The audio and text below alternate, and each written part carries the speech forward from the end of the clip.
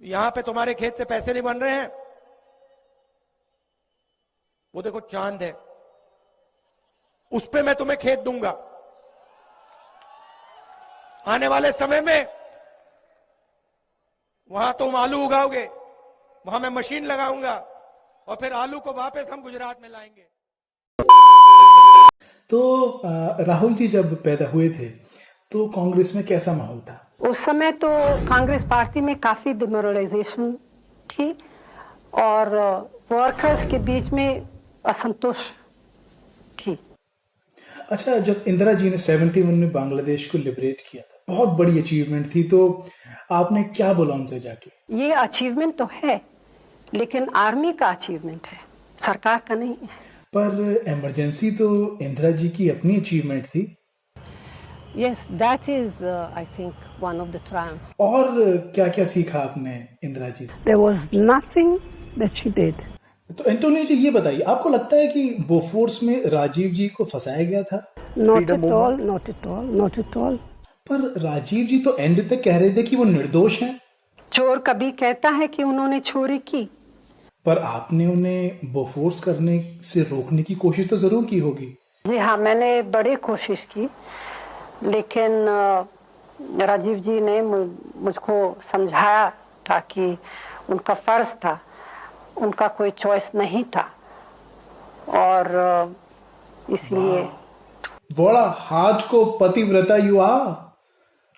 अच्छा, ये बताइए कि अभी लॉकडाउन में 1 महीने में लोगों का राशन खत्म हो गया और आपके परिवार ने पूरी जिंदगी कुछ काम नहीं किया है, तो आपका घर खर्च चलता कैसे है? इसके पीछे करोड़ों रुपए का गड़बड़ है। Oh, don't be so humble Antonia. सिर्फ करोड़ों रुपए की टेलीकॉम, कोयला, ये बिना ऑक्शन कुछ कंपनीज को फायदा पहुंचाने के लिए आपने किया हाँ, था? किसी कंपनीज को का फायदा पहुंचाने के लिए ये सब हुआ है। वाह। केवल टेलीकॉम घपला नहीं है, बहुत सारे ऐसे घपले हैं। डिटेल्स रहने दीजिए, वो बच्चा बच्चा जानता है। जैसे एक तो वो चीनी घपला है। चीनी भैया, वो तो पवार साहब का डिपार्टमेंट नहीं था? बिल्कुल बिल्कुल, मिलके किया ये वाला। ये हमेशा कांग्रेस का परंपरा रहा। खाऊंगी भी और खाने भी दूंगी। पर लोग कहते हैं कि ए राजा ने, मनमोहन ने आपको मिसलीड किया, आपने एक फूटी कौड़ी भी नहीं ली। ये तो सच नहीं है। मैं बहुत सारे लोग को कंसल्ट करती रहती हूँ, सबकी बातें सुनती रहती हूँ और डिसीजन मैं लेती हूँ। नहीं, मेरा दिल नहीं मानता। My heart doesn't believe it. मुझे लगता है कि आपने फूटी कौड़ी भी नहीं ली। नहीं, ये तो गलतफहमी है। If you insist. मैम बिल्कुल भी कोऑपरेट नहीं कर रही हैं, सारे सवालों के जवाब ऑनेस्टली दे रही हैं, so I think I have to change the track of the interview.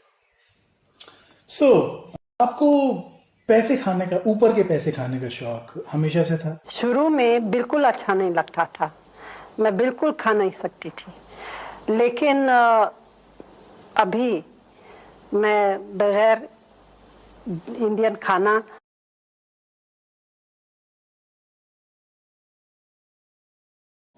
मानेंगे।